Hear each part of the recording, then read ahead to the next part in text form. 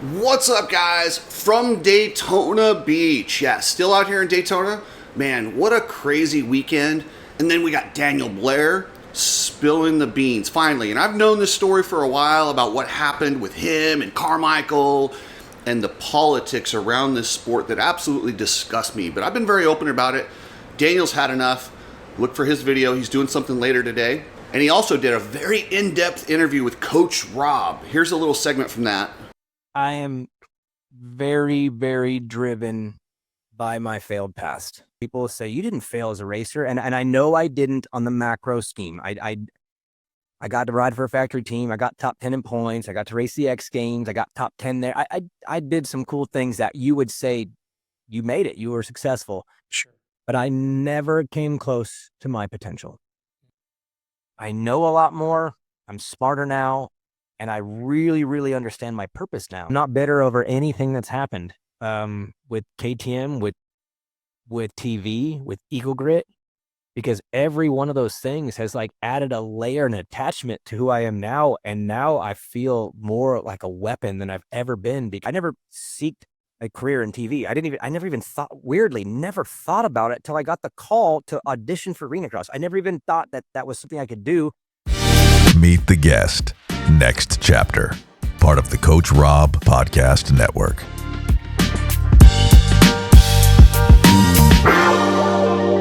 Coach said March 10th, the full Daniel Blair interview. We caught the AMA in a dead lie. I'll get into that. And everybody that attended the cookout. It was so much fun. I got to see my old buddy Brian Hatch, his dad, his daughter that races shifter carts. The mob comes strong. You guys are awesome. I love your guys' passion for the sport. It matches mine, and I really appreciate it. And I just thank you guys for coming out. Chris from Strapped. Oh my God, what a cool dude. This guy puts together the best events, makes sure everybody left with glasses and a shirt.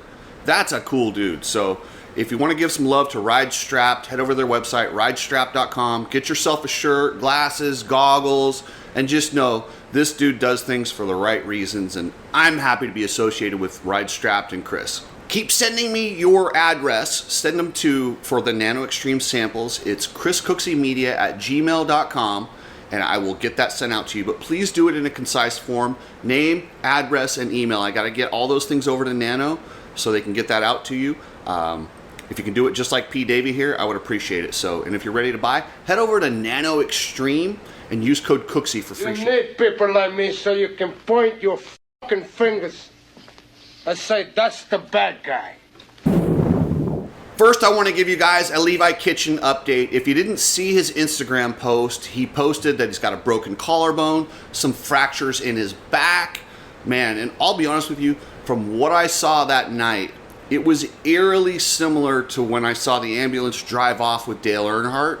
They had so many people around him. I saw him, you saw him get up and walk off the track, but then the way that they were kind of scrambling a little bit around him, I got really nervous. I was like, oh dear Lord, is there something worse? Or at one point we were far enough away, I asked, are they doing CPR? It scared the crap out of me, guys. It really did. And when you have guys hit the ground that hard, to hear that his injuries are what they are, that's a blessing, because you can't take a dive into a braking bump at 60 miles an hour over the front of your bike and not have some serious injuries. But I'm glad it's not worse for Levi Kitchen. I had picked him to win. He was looking so fast and so comfortable on that Daytona track, maybe too comfortable. Maybe that's why he was doing that manual thing in that high speed section. But I picked him to win, and get well soon, Levi Kitchen. That is a bummer. Seeing injuries like that is a hard part of the sport, and it's a harsh reality of how dangerous the sport is done correctly. I saw Rob Dingman and Mike Pelletier, a couple of clowns from the AMA. I saw them in Arena Cross, and the funniest thing is they're walking with Mike Burkeen, who I really like. Mike Burkeen's a great guy. I talk to him all the time, and every time I see him, it's just a pleasure to talk to him. He's got his son, Matt Burkeen. They're just good people, the Burkeens. So yeah, I saw those guys at Arena Cross. They're walking. They had this like big bodyguard type guy with them. And I saw Pelletier giving me this side eye. I'm like, yeah, I'm right here, dude. I'm right here. I'm that guy. That's me. Come talk to me. And he was having none of it. He kind of went the other direction. So yeah, that's Mike Pelletier for you. But they went on Race Day Live and claimed, this was Rob Dingman, claimed they have a team in Washington protecting motorcyclists, riders, like their ability to ride a bike. To make sure that we don't have adverse laws against motorcycling. We've got a full-time government relations staff that does that. And so not true. So not true. This is their tax return. This is how much they spent on lobbying. If they were in Washington lobbying like he said they were, why is there $0 in that column? They're spending it all on the museum and the giant stuff, and these guys' trips out here to tell you what they're doing. They're not actually doing anything. And probably about the same time this video drops, Daniel Blair will be announcing he's done playing the game. I know a lot of the story. I've had a lot of conversations with Daniel behind the scenes about the things that go on. Wait till you hear it from Daniel. You'll understand. I don't just make stuff up. I got it from sources very close to the situation. And yeah, Ricky Carmichael's a dirtbag. I don't know what else to say. Ricky Carmichael is a dirtbag, a bad person, and also the worst announcer in the history of all sports. Take away what he is as a person. If you just judged him solely on his ability to talk while the races are on, he's probably the worst in all of sports, and I can't believe they keep trotting him out there. And I did text with Daniel today, and I said, hey, the truth, just give the truth. The truth is fine. And I've been telling him this from day one. I was like, he didn't want to get banished like I am, where I have to, hide and sneak into the races. I mean, it's ridiculous to the point. The only reason they do this is because I share the truth. I share things that they don't want out there. And I think if more people did that, the sport would be way better off. We wouldn't have a lot of the things going on. They wouldn't have the ability to control narratives like they do if more people spoke out. And I think it would change the sport for the better. And my point to these guys is, if you're so embarrassed about your business actions that you don't want me talking about them publicly, then maybe you shouldn't be doing them. Don't get mad at the guy talking about it. Get mad at the actions. Don't kill the messenger on that one. But as disappointed as I am for Daniel Blair to be done the way he's done, I'm excited that he's going to come clean and just tell everybody what's happening and where he's at in his life. And, he's a good dude who really has people's best intentions in mind. He's the best announcer that I've seen. And for them to run him out of the sport that he loves so much is disgusting. So RJ Hampshire, what a badass. This dude sends it. He is scary to watch ride, but it's so fun. I mean, he revs that Husqvarna to the moon. He hits those jumps with just a violence. The way RJ hits them, it's like a violence that not many riders do. To see him ride in person is just a treat.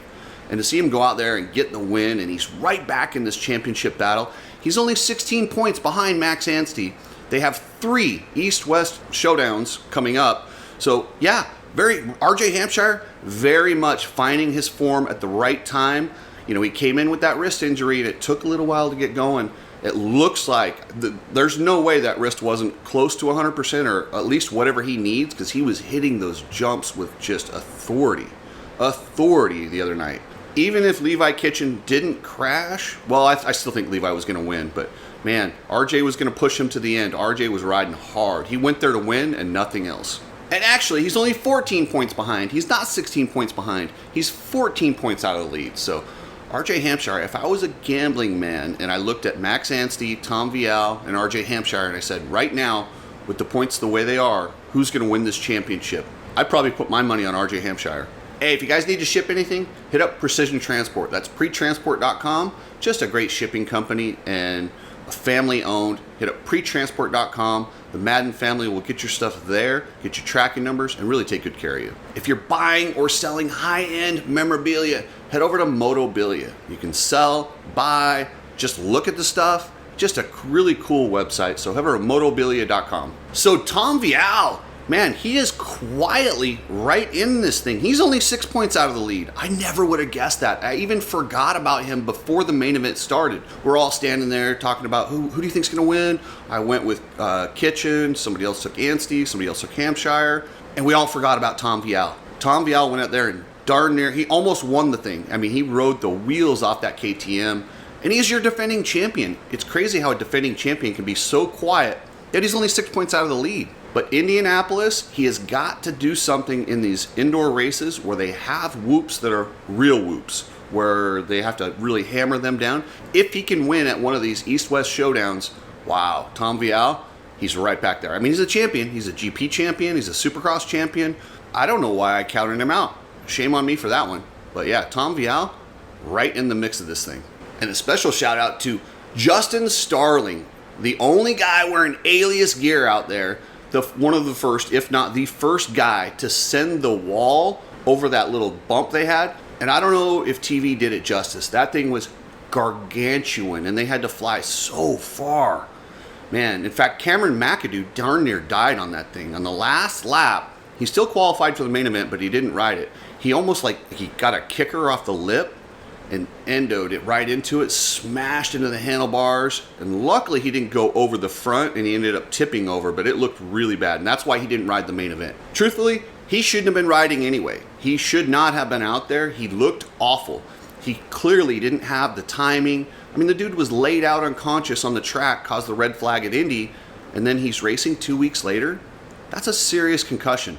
2 weeks is not enough time to heal. And what happens is these guys will pass their so-called concussion protocol and they'll feel good.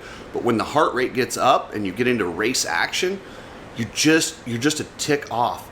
And that little, in this game of inches, it's that little bit is the difference between winning and standing on the podium or going to the hospital like Levi Kitchen. To have a guy go out there compromised like Cameron McAdoo always does was disgusting. I will give them credit. Whoever sat him down before that main event, thank you. Thank you. You probably saved him and whatever rider he was going to collect. And now I'm not trying to trash on Cameron McAdoo because I think he is one of the toughest, if not the very single toughest human being in this sport. And he is a bad dude, but he needs to be protected from himself. And that lies, for me, that lies on Nick Way, the team, or anyone around him that's working with him. And I've had extensive talks with Nick Way about this. And he's like, dude, I can't tell the guy to sit down. I don't have a job for him if he loses this job. And I get that point. I do. But at some point, like, man, I don't want to see the poor kid die out there. So thank you at least sitting him out for the main event. And I hope he sits out a couple more rounds and fully recovers from whatever injuries he has because he keeps making it worse. All right, guys, thank you so much, members. I appreciate you guys and everyone at the Cookout. That was awesome. Here's some pictures from the Cookout. All you guys are badass, and thank you for coming by. It wasn't necessarily a cookout. We ended up doing it at the Racetrack Bar and Grill, which is the old